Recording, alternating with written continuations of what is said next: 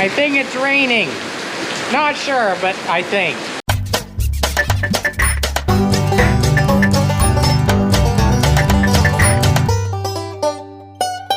Hey y'all, I'm Ben with Whitetail Hollow Farms, and it is a rainy day here on the farm. Today we're doing part 3 of restoring this 1956 John Deere 1065 running gear and turning it into a hay wagon. So I'll tell y'all a little bit more about what we're doing after the crazy loud rainstorm stops. For right now, I'm going to start wire wheeling this section down and get it ready for paint.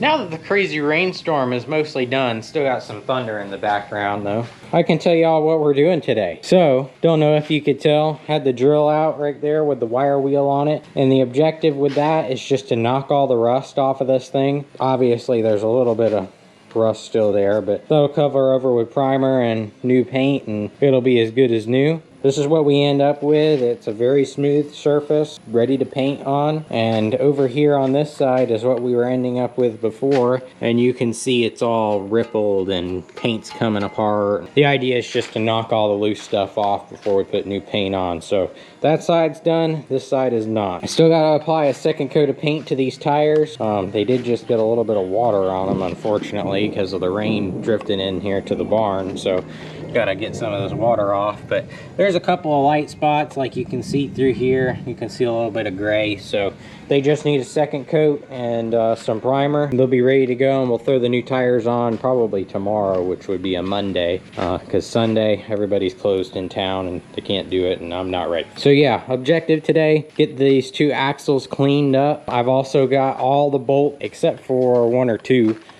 These two big bolts right here, I need to take this one off and that one off and get this drawbar assembly apart so that we can paint them separate and everything looks nice. But I did get the top link of the drawbar off over here, and I got the 3 stakes that I do have right now that aren't at the welders off, so we're gonna get those all cleaned up as well. And I have got all the bolts off of this wagon. A couple of them are no good. We might have to get some new ones.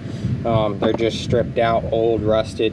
But the rest of these we're going to bring back to the house, put in some apple cider vinegar, and to see if we can knock the rust off them and reuse them, especially these lug nuts, or lug bolts, however you want to call it.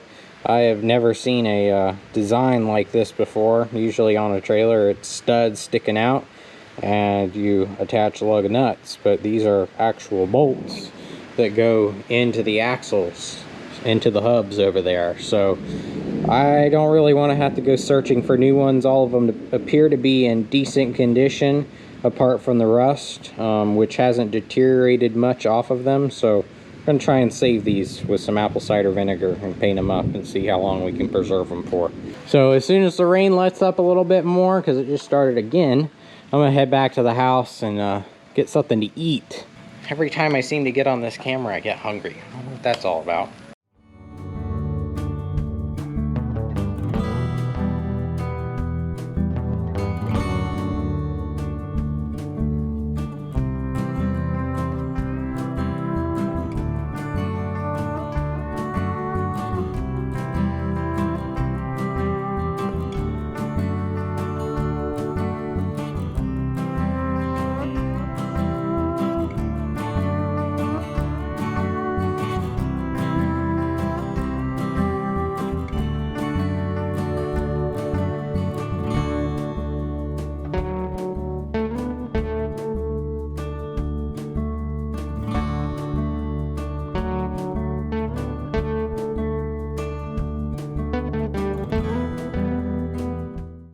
Well, this part's gonna kind of hurt me, I guess. This is the old logo on the back, and I've got a new one ordered, but it just feels weird knocking off history like that. Oh well, got a brand new one that'll look just identical to it, hopefully.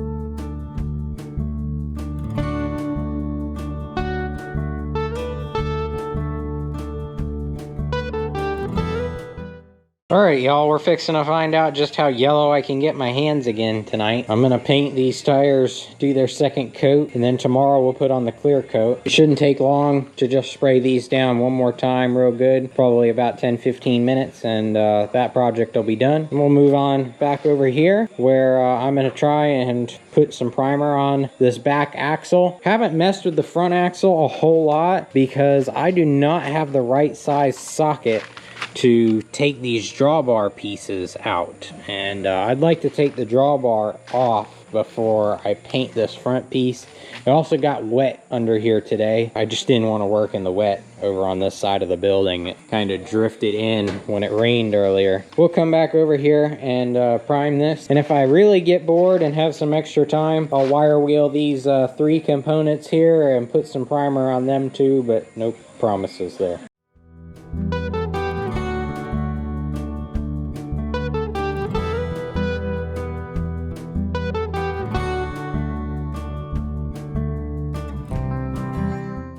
Well, that only took about 5 minutes. I figured it might be a little bit longer than that, but they look nice and shiny to me now. I don't really see any gray dull spots where the primer's sticking through, so I think that might have been our second and final coat. They're not perfect wheels. They've got chips in them. They've got dings. They've got, like there's a little chip right there. I might try and get that once it's dried. I'm sure I'll have to do some touch up because I know the tire shop probably won't be the most gentle with these things getting the new tires on. So I'm keeping that can or container of paint off to the side and gonna do touch up on these if I have to after the fact. But I'm sure that from this distance I can't even see that chip that I was just showing, and I don't think I'm gonna have anybody coming out to the farm to particularly critique my work, but I do want it to look nice. So it's hard to be a perfectionist, I guess you could say. I never really was one, but starting to get that from Mom, turning into a perfectionist. Everything needs to look nice, it needs to be conditioned, it needs to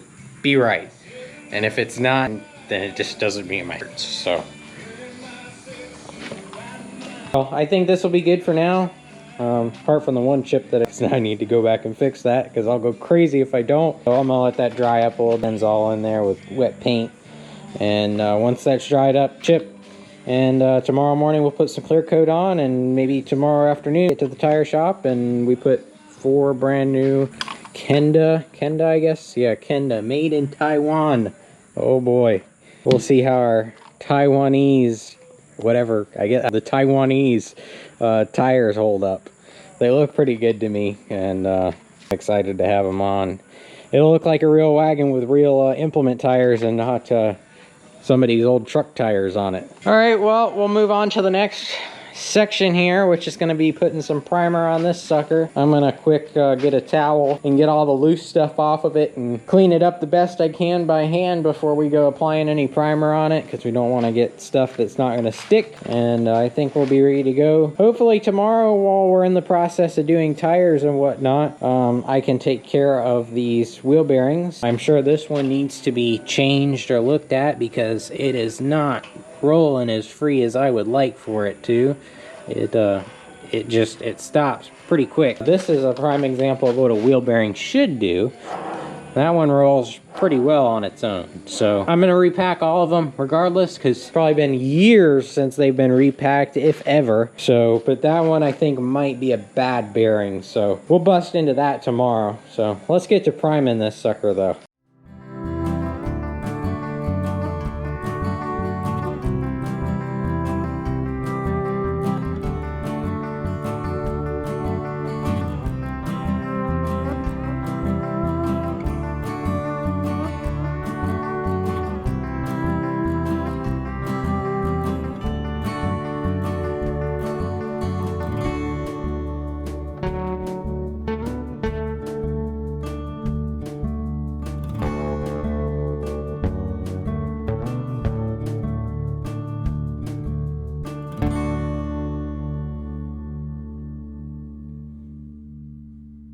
All right, we got a whitish gray back axle now. So I actually ran out of primer on my big can. There's nothing wrong with this primer or this primer. One is just gray and the other is white. So they're pretty much the same thing, accomplish the same job.